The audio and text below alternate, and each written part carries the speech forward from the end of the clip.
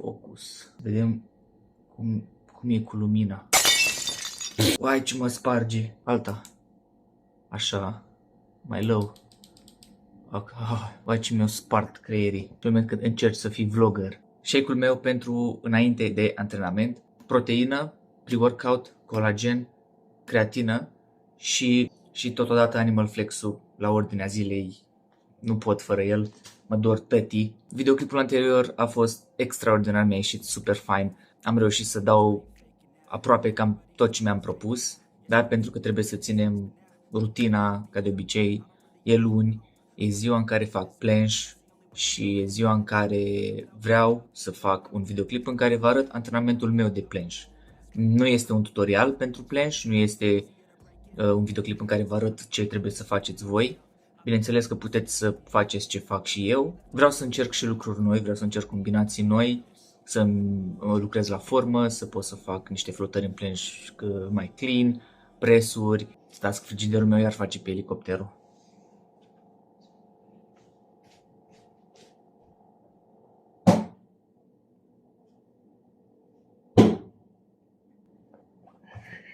O să filmez eu filmez cu telefonul, nu am cameră. Și o să filmez antrenamentul în 30 de frame-uri, în 30 de FPS-uri în 30 de cadre pe secunde.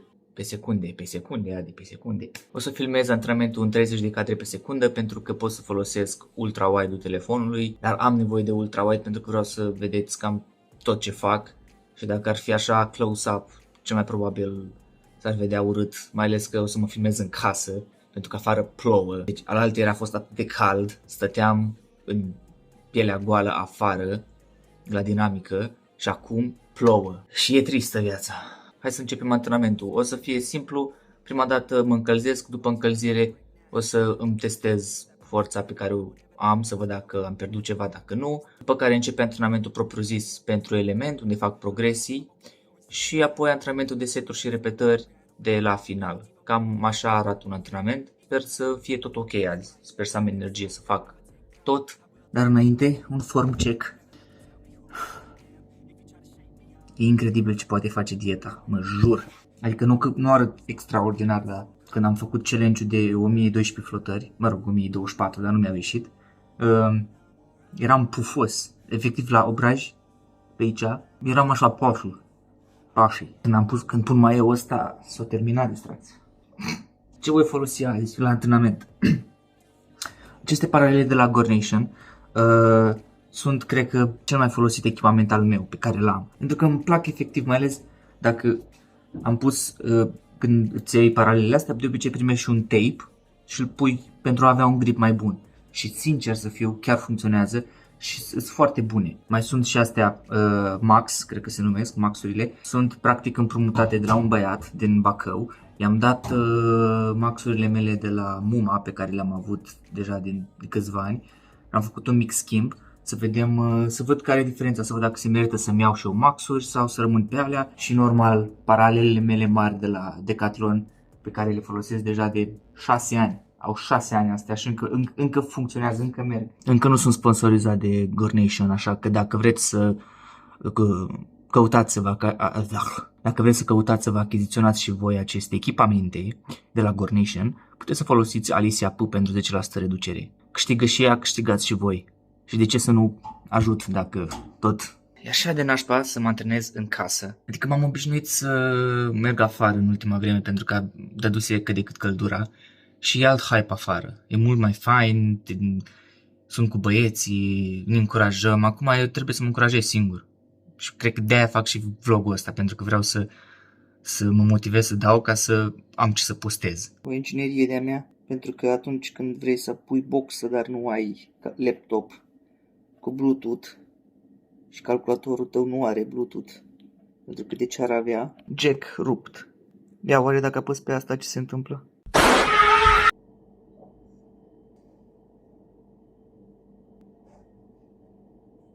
Ascultați un pic cum îmi cântă încheietura.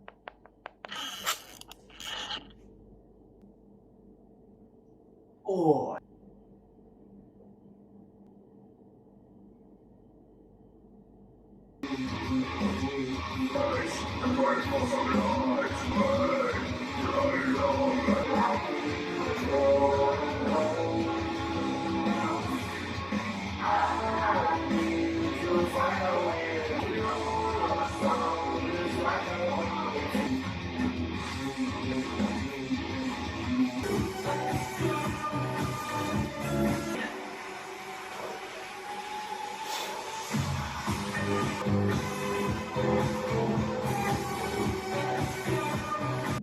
Încălzirea de obicei e mult mai lungă, dar nu are sens să pun toată încălzirea pe vlog, pentru că unele lucruri sunt efectiv aceleași lucruri, doar că de mai multe ori. Așa că acum o să încerc să-mi încălzesc elementele, o să încerc să încep cu niște straddle, cu niște handstand, niște presuri ușoare, să văd cum e bicepsul. Din fericire am trecut de accidentarea aia și nici nu cred că era neapărat accidentare, pur și simplu aveam eu 70 de kg, fix atât aveam, aproape 78 de kg, făcând planche cu atâta greutate, vă dați seama că nu putea să fie decât rău. Nu știu dacă am fost accidentat sau pur și simplu nu îmi ducea corpul atâta volum pe planche. Pentru că acum nu mă mai doare absolut deloc, acum pot să fac chiar tracțiuni chin-ups cu priză supinată. N-am putut timp de 3 luni să le fac și să-i dăm drumul, zic. Nu știu, cred că o să fac un montaj sau să pun așa, sau montaj cu pauze, habar n-am cum o să editez, o să văd. Eu fac freestyle și când editez, să știți, adică nu doar la street workout.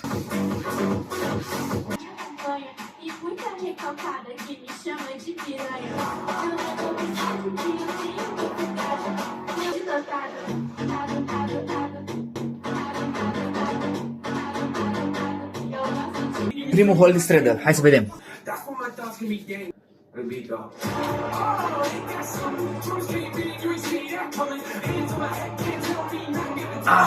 Dacă ai dat direct drumul la mâini, în momentul în care, dacă ai dat drumul la paralele instant, în momentul în care ai ținut ceva, toată tensiunea aia iese din braț și te doare.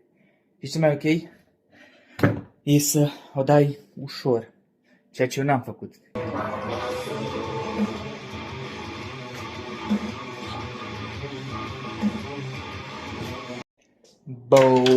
Bone. Hai să dăm cu presurile.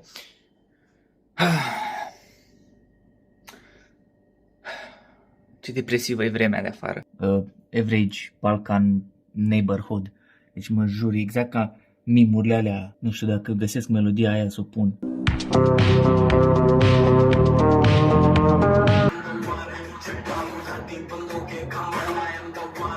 Opa!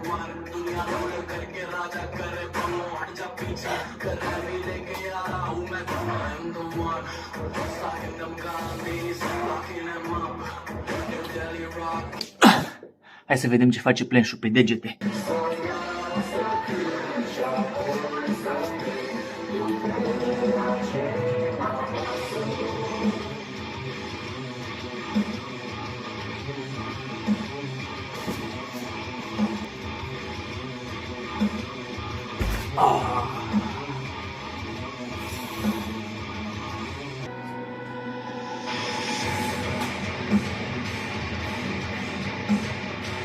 Faza tristă la planche, la full în special, e că e foarte greu să atingi forma aia perfectă în planche.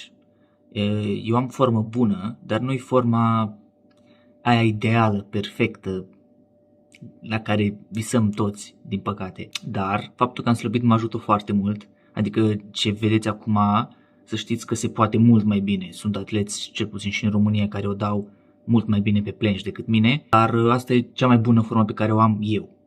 N-am avut niciodată o formă mai bună și cine știe, poate în viitor o să înțeleg și eu cum e cu activarea asta, că cred că, nu știu, cred că sunt prea bătrân să înțeleg care e faza cu depresie scapulară, protracție, cu man.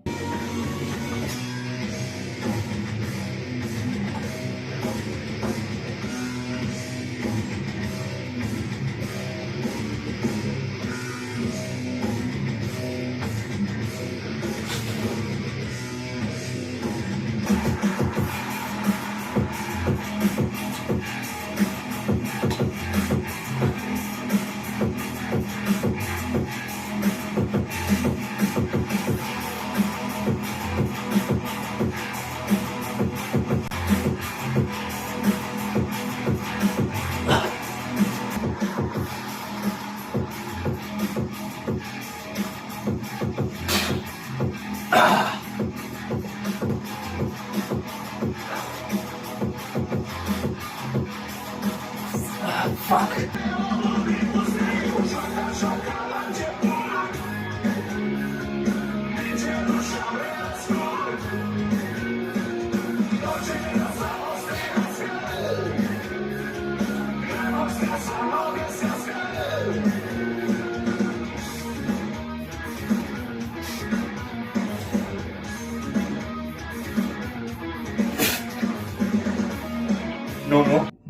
Nu prea am chef de antrenament azi, dar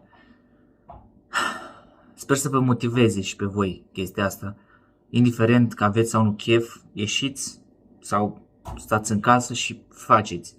Decât să nu faci deloc, e mai bine să faci 50%, 70%, pentru că data viitoare vei fi mulțumit, vei fi mândru și vei face 80, 90, 100%.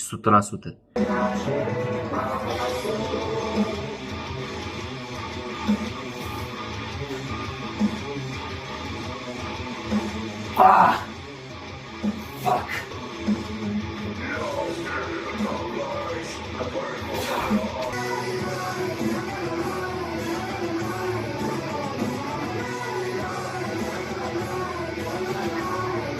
Tu sunt morți!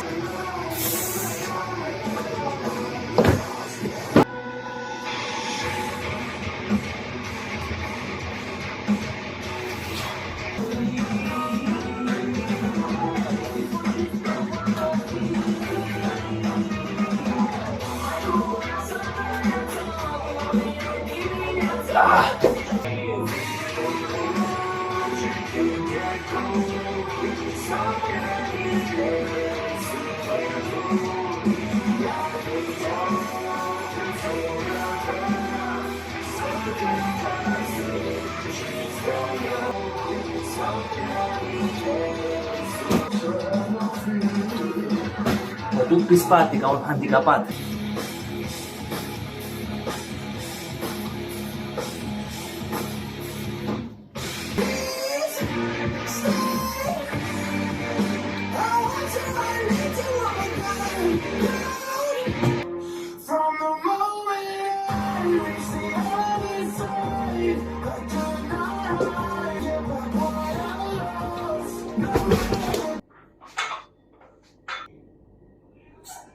Bun, începem antrenamentul cu banda. Nu au fost cele mai bune încercări de handstand one arm, cei drept.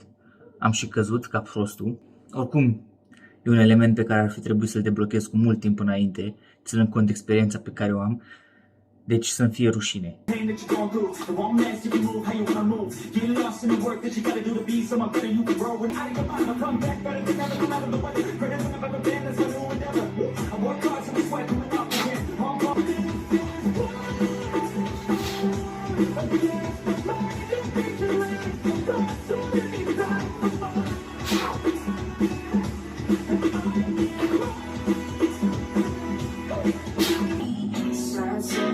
I see the rain, moon starts and I'm in the gray. 6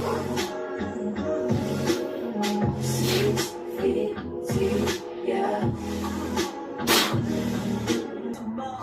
And night, I find love. Want me to hurt you? You don't want me to hurt you. But you don't.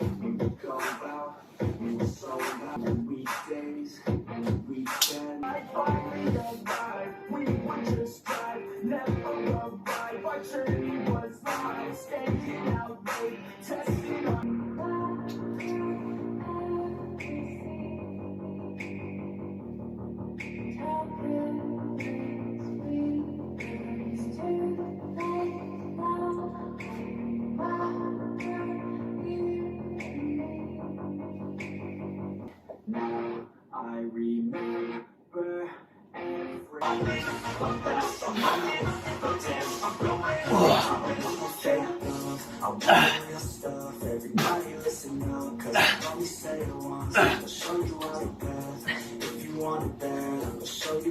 Sunt bune rău flotările astea în lin cu greutate, doar că nu știu unde să le bag, sincer. La finalul antrenamentului mi se par foarte greu de făcut, dar nu pot să le bag nici mai pe la început, pentru că Mă obosesc. Din asta mai am undeva la 2 seturi și apoi încep baza, că deja nu mai pot.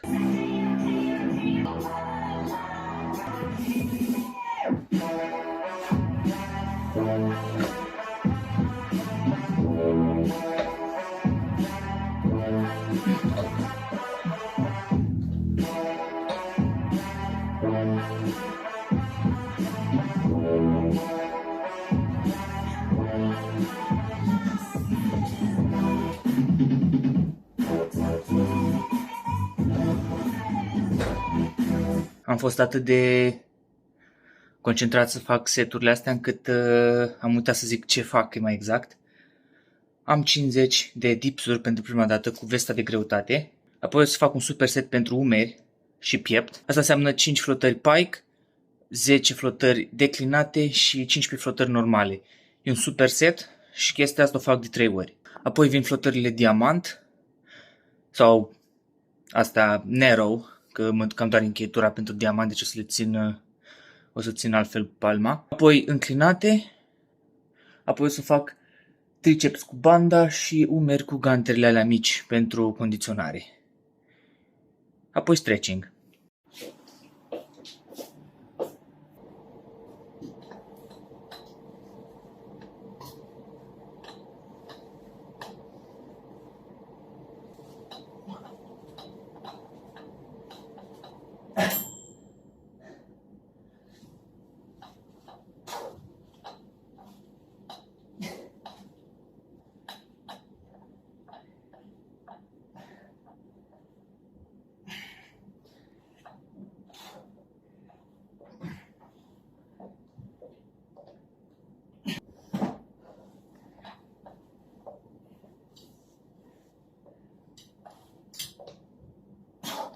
Ok.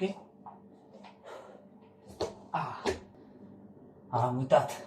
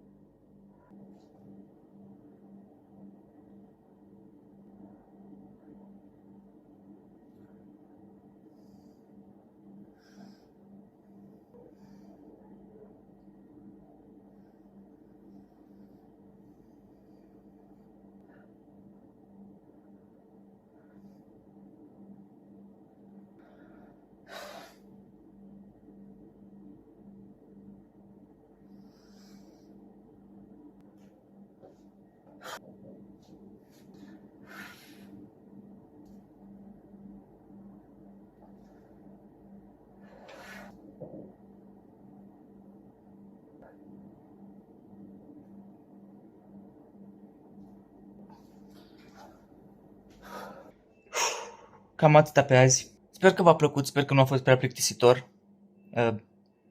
Tot ce am arătat acum sunt lucruri pe care le fac. Câteodată fac altceva, câteodată fac ce simt. Nu prea mă țin de același antrenament mereu, dar în mare parte aceste exerciții sunt făcute de mine foarte des. Bineînțeles că în mai multe seturi decât v-am arătat în videoclipul ăsta. Nu știu, cum vi se pare? E prea mult? E prea puțin? Să mai schimb, să mai adaug? Habar n-am. Ideea e că la sfârșitul acestui antrenament mereu m-am simțit antrenat. Cel puțin acum sunt obosit și ăsta e scopul antrenamentului, după părerea mea. Cam atât. Eu am fost Adi și sper că videoclipul ăsta v-a inspirat cu ceva. Dacă nu, asta e. Vă mulțumesc că v-ați uitat la mine și până data viitoare vă urez o seară și o zi și o dimineață cât se poate de faină. Pa, pa!